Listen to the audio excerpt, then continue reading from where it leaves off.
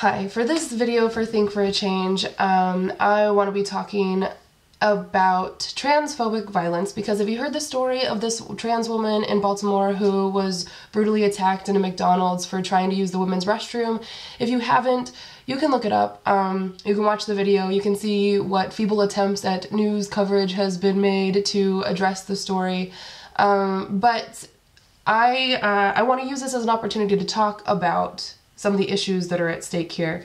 If there's any good things at all to come out of this, one situation with this trans woman is that, first of all, she survived. And second, it's initiated responses from people on YouTube and elsewhere to start talking about transphobic violence.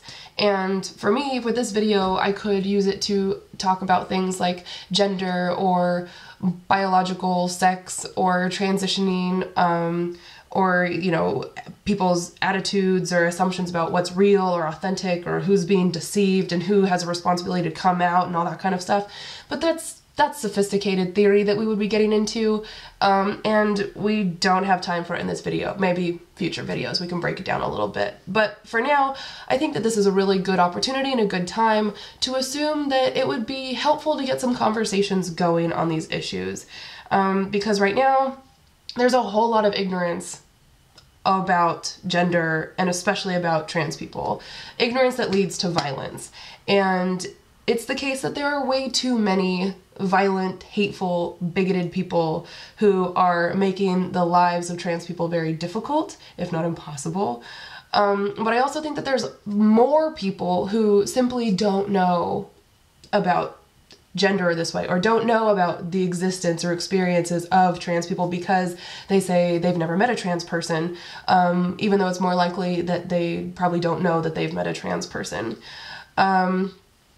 That's something that talk about with this don't know, like an epistemology of ignorance, but that's another video and another issue.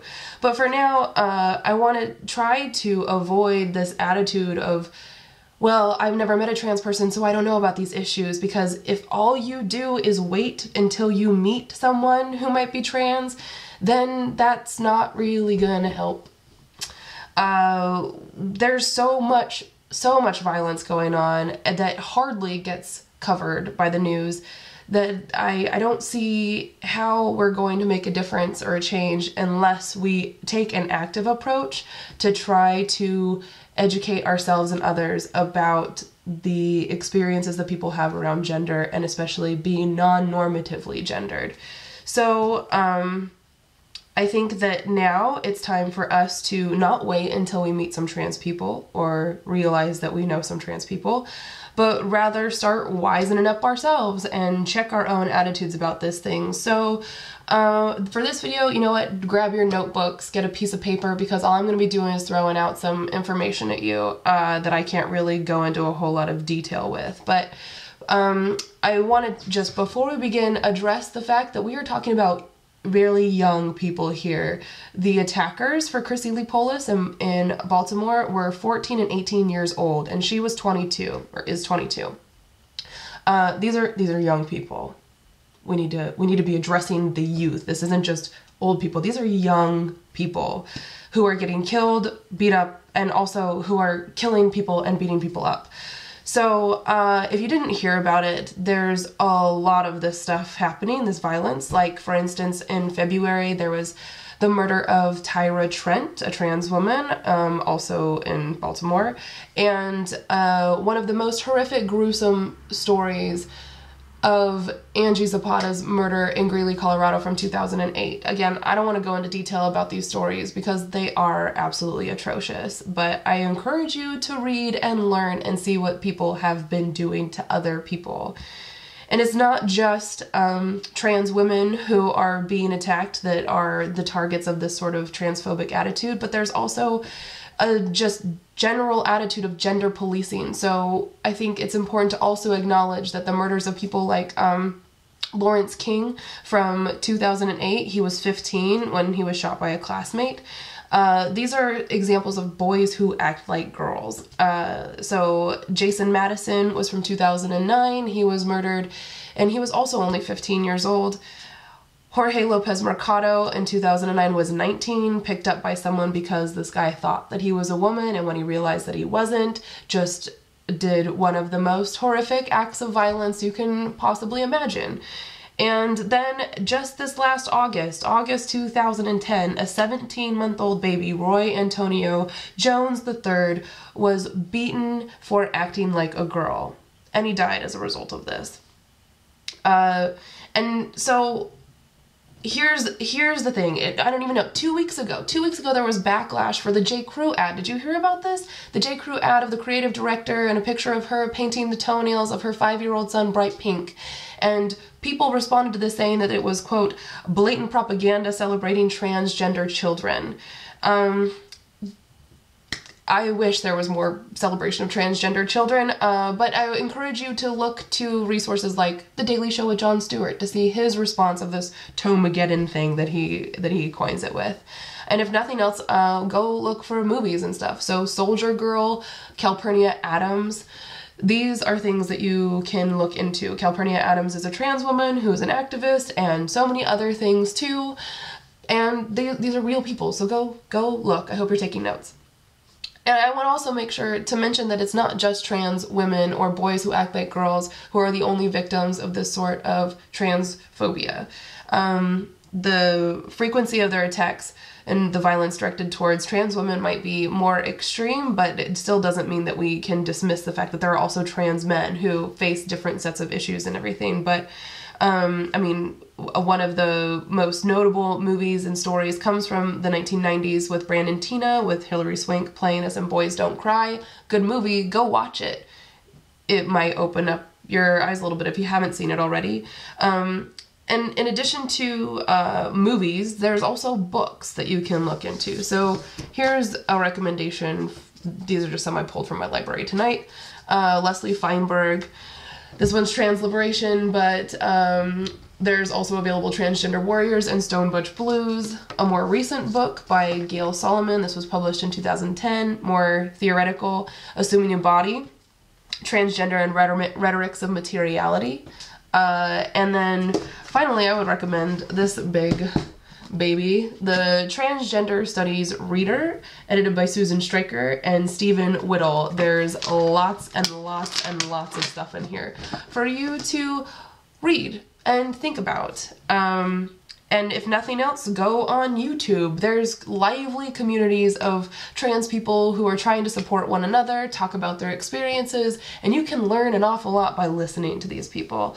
Furthermore, you can also check out the Transgender Day of Remembrance website, because there is a day of remembrance, because there's really sad events going on in the world that we have to remember. So this day occurs in November, but the Transgender Day of Remembrance has a website that is accessible to you. So go to transgenderdor, Day of Remembrance, .org. And you can see a partial list of the victims of transphobic violence,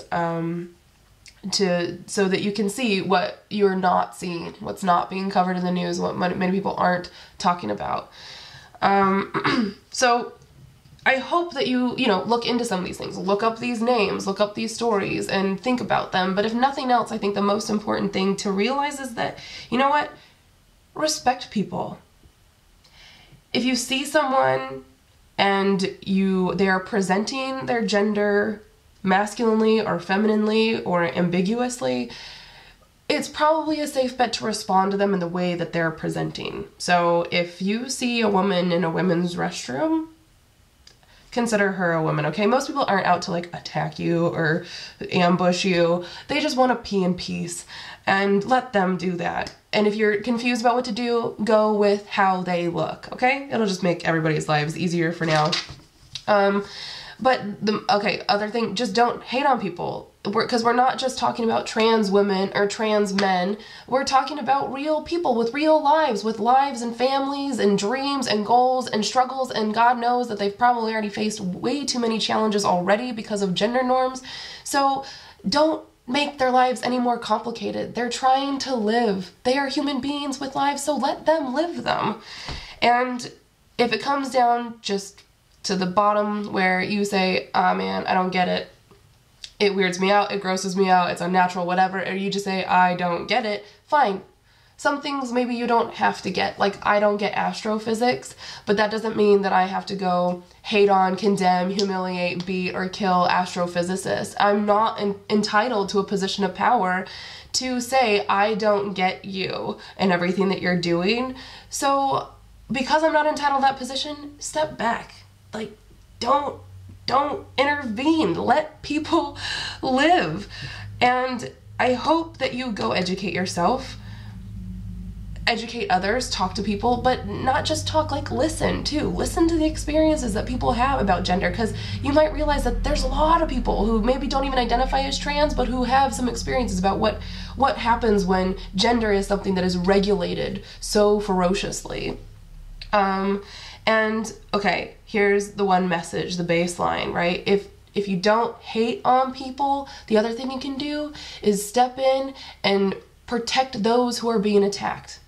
Trans or not, like, do something. If you see somebody being attacked, do something, whatever it is you can do, but don't just stand there.